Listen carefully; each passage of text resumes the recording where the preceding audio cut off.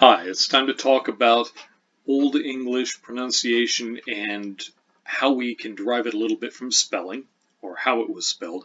And that includes, of course, phonology and, if you prefer the term, orthography. So, you will need to take a look at the Pronunciation Project folder. We're starting on that now.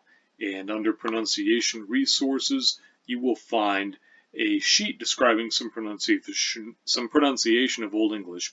And there's a recording on down below. Now I've already got this up and enlarged a little. So here we can see Old English, the beginning lines of Beowulf, spelled in the Latin alphabet, which is wonderful. It's that imitates the historical spelling, and in order to make an alphabet that was designed to spell an italic language fit the needs of a Germanic language, certain adjustments had to be made. So here's a slide showing a few of those. And you can see that we've got what's called a ligature, a combination of the letters A and E put together to spell the A sound, which is important in Old English and Modern English, but not in Latin. And then we have a couple of, we have a special purpose Y character, which was not very important in Latin. It's actually a Greek letter, but it became important in spelling Old English because there are vowels that don't exist in the Latin language. And this represents one of them. It is the sound. If you know French, this is V, and if you know German, this is müssen. And if you don't know those languages, don't despair. You should make the E sound, a high front vowel, and then pucker up really tight like you've eaten something sour, and say E, and then you have it. That's the high front rounded vowel, which is important in pronouncing Old English. Of course, it's obsolete now. This phoneme no longer exists in modern English, and that reminds us that the phonemic inventory of any language is arbitrary and conventional and subject to change over time. Among consonants, there's one major adjustment that affects even modern editions of Old English texts. Latin had no th sound or the sound, as in thin or then. That's the th sound. And so there are two competing solutions that pepper Old English. We first have the thorn. That's this letter that looks like it has a P with a stem on top in capital and lowercase form. This is borrowed out of the old runic alphabet. And then we have a solution that was borrowed from Irish scribes who also needed this sound, and they took the Latin D and modified it. So we have, that's called the ev, and it's in capital form there. You see a capital D with a little line through it, and it's in lowercase form, a little crossed D there. These all represent the same pair of sounds. They represent th and the, and just as in modern English, the difference between the voiced and the unvoiced sound is not marked here in the spelling. We have to infer it from our knowledge of the words and from the surroundings, the environment of the sound, which has a special importance in Old English. So, going back to our copy of Beowulf, I'd like to pronounce a few of these lines for you and talk a little bit about what else is on the page. Pardon me.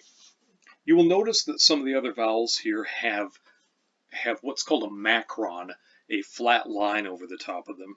And that brings us to another important point of Old English phonology. Not only does Old English have phonemes that don't exist in modern English anymore, but the Old English vowel system is divided between long vowels and short vowels.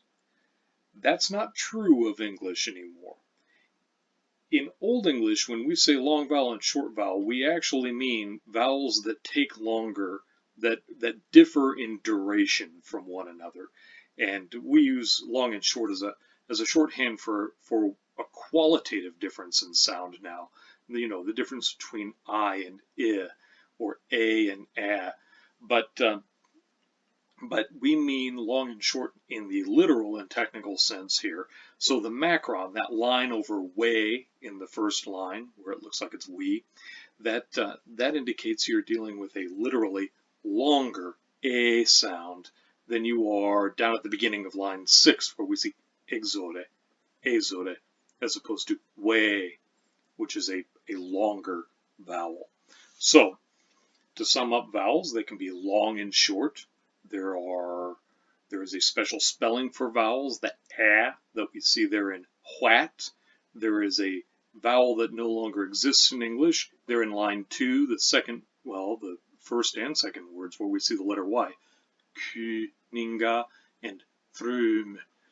That vowel is now obsolete.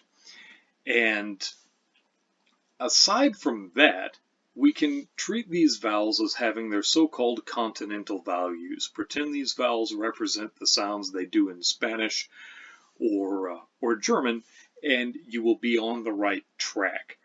And so here's how it sounds. What we gardena. Oh yes, the R is trilled. In Jardaum, third Kuninga, Thrumje Frumnon. Húða eðlingas ellen fremedon. Oft skyldskeving, skjæðana þrætum, monegum megum, meðo setla oft her. Exode eorlas, suthan erast werth verschaft funden.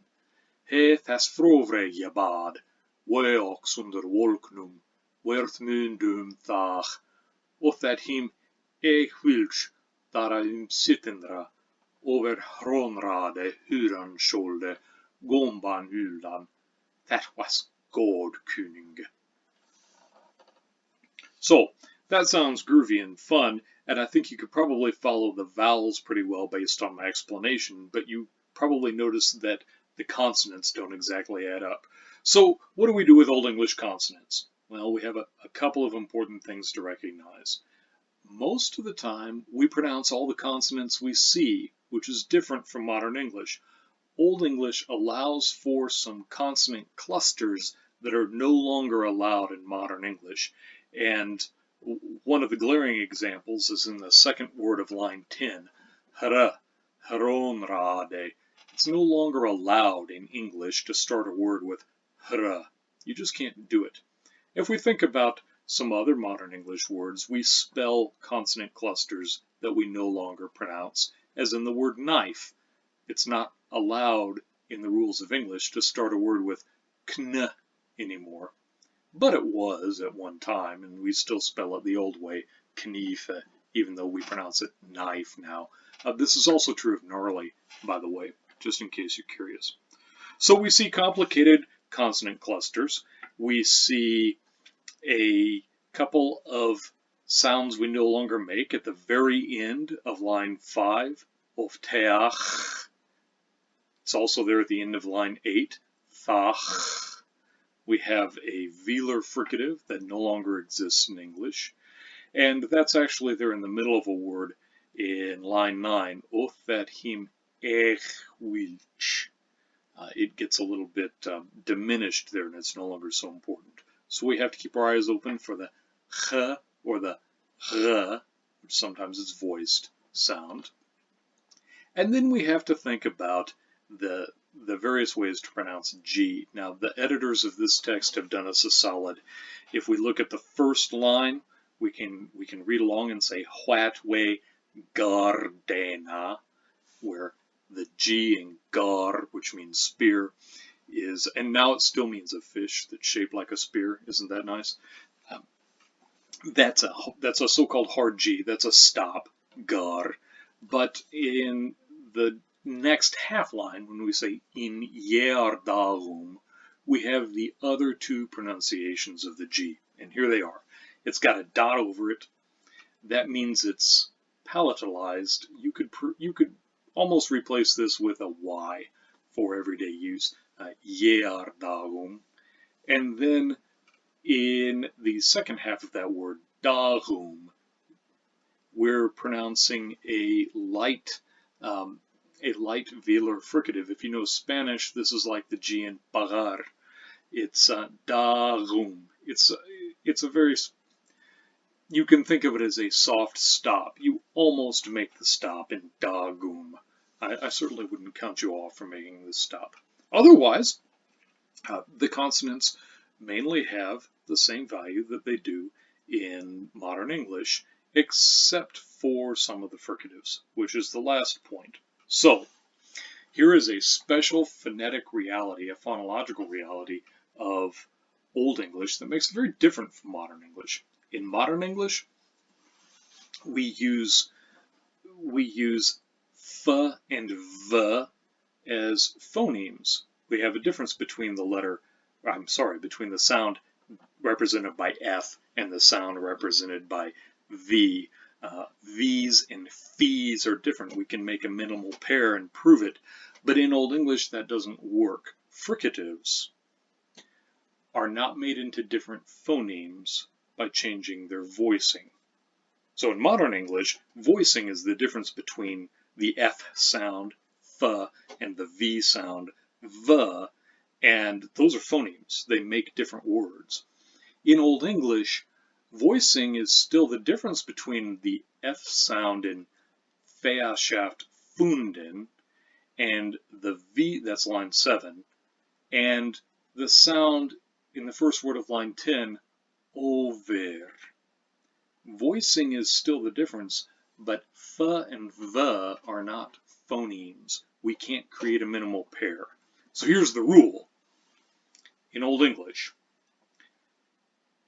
fricatives are voiced in a voiced environment when they're surrounded by voiced sounds, and they're voiceless when they're at the beginning of a word or the end of a word or next to a sound that's not voiced.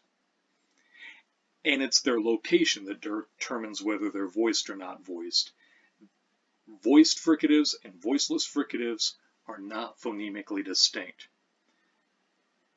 The moral of this story, the reason that's important to think about is recognize that even the rules that we use to determine which sound differences can be used to make phonemes are arbitrary and conventional. They differ over time. In Old English, the difference between f and v was just an accident of where the sound happened in a word and what other sounds it was touching. In modern English, the difference between f and v is a phonemic difference, and we have to pick one or the other in order to make the right word.